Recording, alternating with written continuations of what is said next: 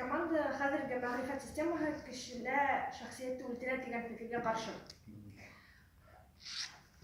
Ни өчен каршы бу? Чөнки әлеге вакытта мәктәптәрдә мәгърифәт системаһында гуманистик караш юнәлеш булдырылган.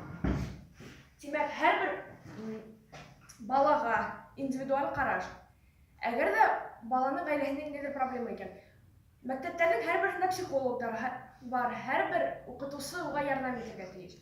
Бына ошо системаларда балалар лидерлык тәрбияләнә.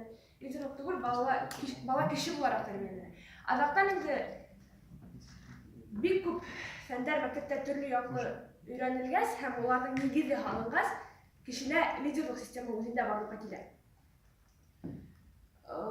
Әгәр дә әдәбияттан мисал китерһәк, барыбызга билдәле Һәдәй Дәүләтшинның Ыргыз романында Айбулаттың лидер буларак үсеше.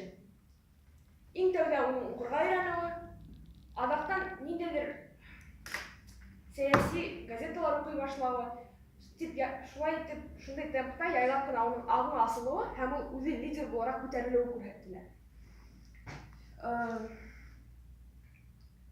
Һәм икенче аргумент безнең хәзерге мәгърифәттә кешенең шәхсиятен үстерү төп максат дип куелган. Димәк, иң тәүдә уга белем һалу түгел, ә баланы кеше итеп тәрбияләү, кешелә ниндидер стержень барлыкка китерү, кешенең характерын ныгыту. Кыскасы әдәби тел менән әйткәндә, кешене аяктарына нык басып торырга өйрәтү.